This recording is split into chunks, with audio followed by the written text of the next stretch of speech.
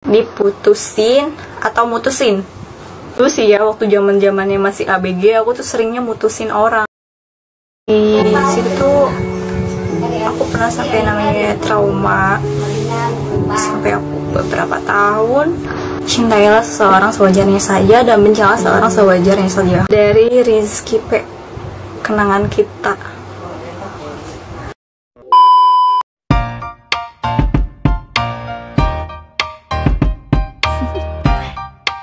Do you wanna know?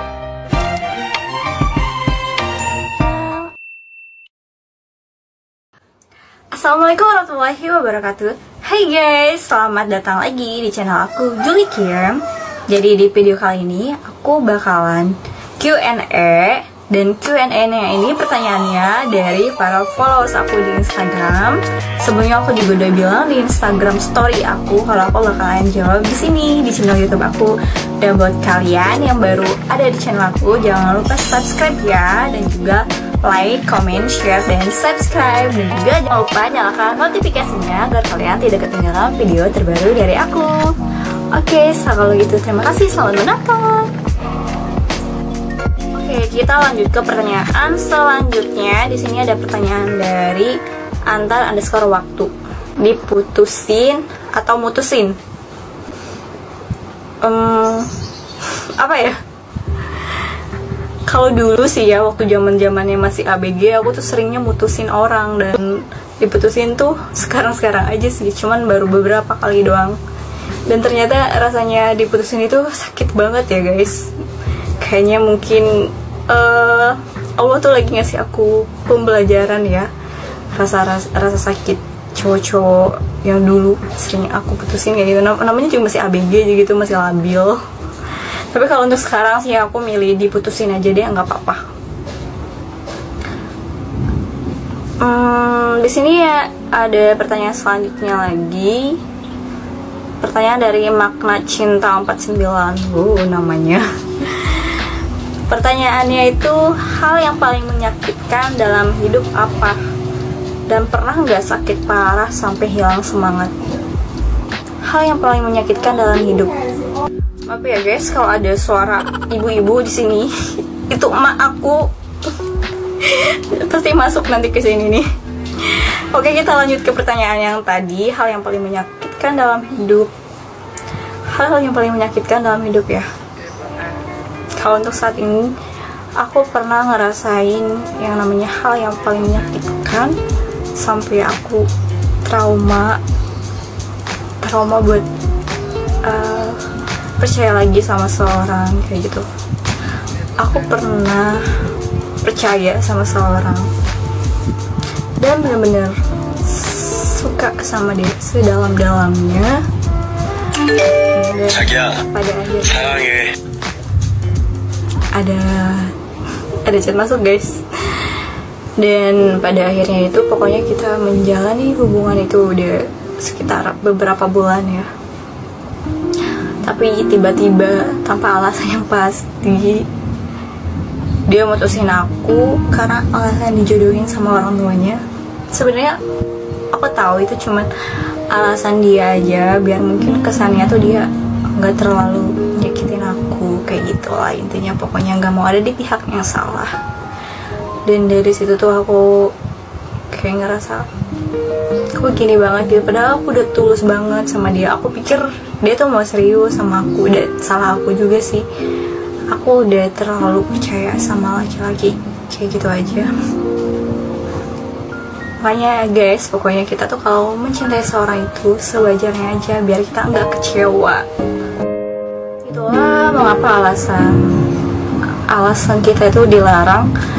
Apa sih namanya, ada pepatah bilang, cintailah seseorang sewajarnya saja dan bencilah seseorang sewajarnya saja. Karena kalau kita mencintai seseorang secara berlebihan dan ketika orang itu nggak seperti apa yang kita mau, dan akhirnya kita ngerasa kecewa. Dan ketika kita membenci seorang sebenci-bencinya, bisa jadi sebenarnya orang yang kita benci itu ada sisi baiknya gitu. Dan ada juga saatnya kadang kita merasa menyesal, kenapa sih kita harus benci gitu sama dia, ternyata tuh dia tuh baik kayak gitu.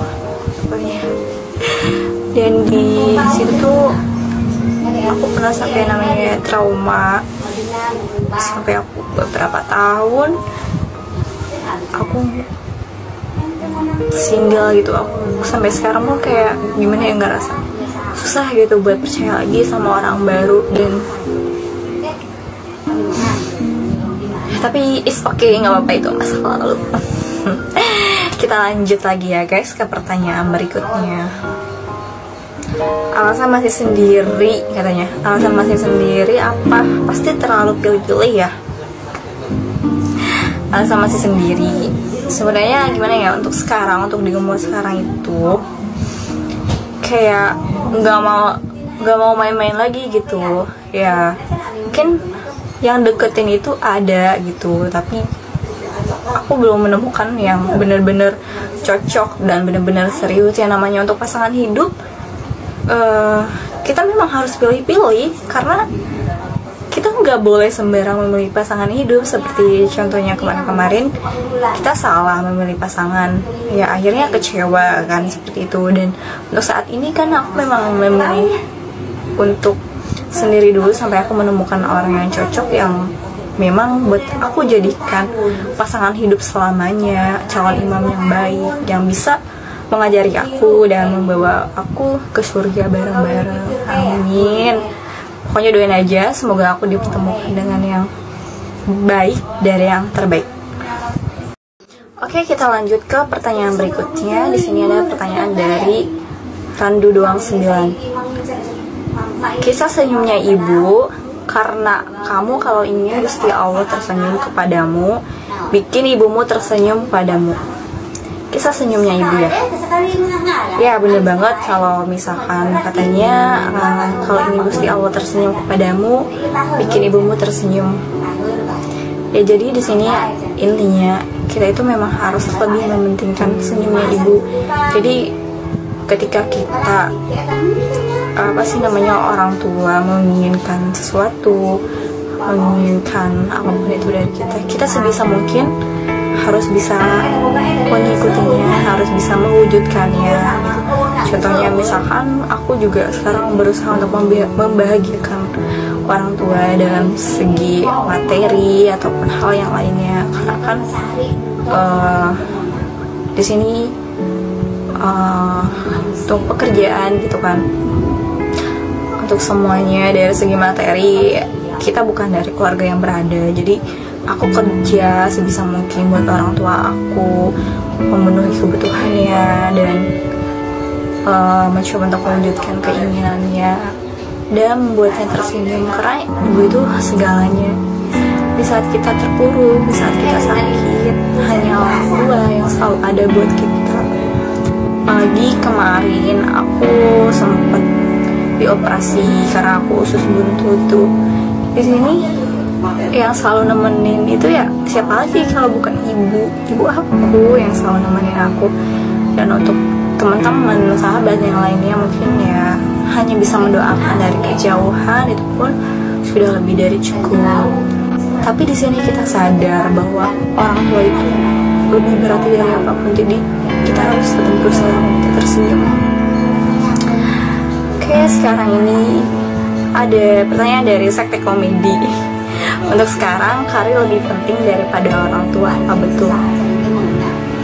Enggak sih, kalau misalkan untuk karir, aku misalkan karir pekerjaan itu aku bekerja keras untuk siapa lagi kalau misalkan bukan untuk ibu. Tapi kalau misalkan harus memilih, misalkan orang tua gitu nyuruh aku, udah gitu jangan kerja gitu. Kalau misalkan ada penghasilan lain, misalkan ya orang tua aku udah kecukupan, aku bakal ngikutin gitu. Tapi kalau misalkan orang tua aku masih butuh untuk dalam hal materi, aku sebisa mungkin harus bekerja keras. Aku harus terus berkarir, karena semua itu hidupnya orang tua juga. Ya udah pasti orang tua itu yang lebih penting. Jadi menurut aku di sini antara karir dan orang tua itu tidak bisa disamakan gitu.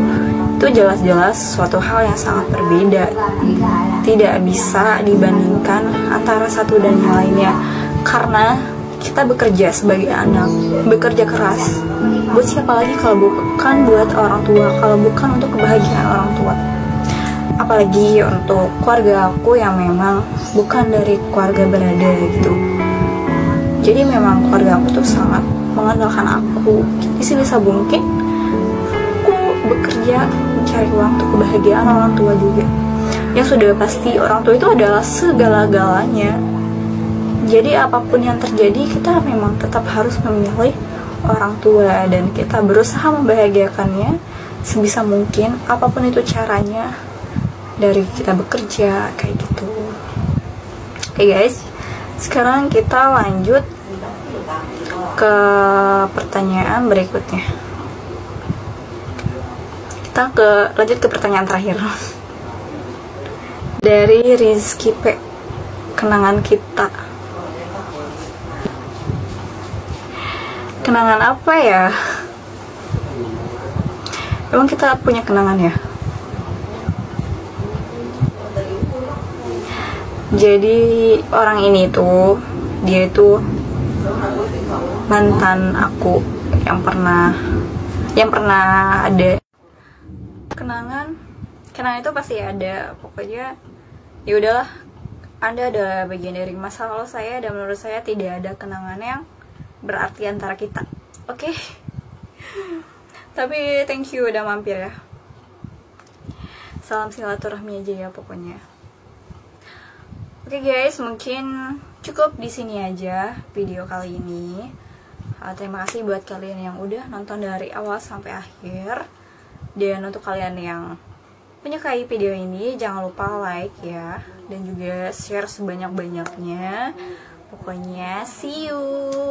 Sampai ketemu lagi. Assalamualaikum.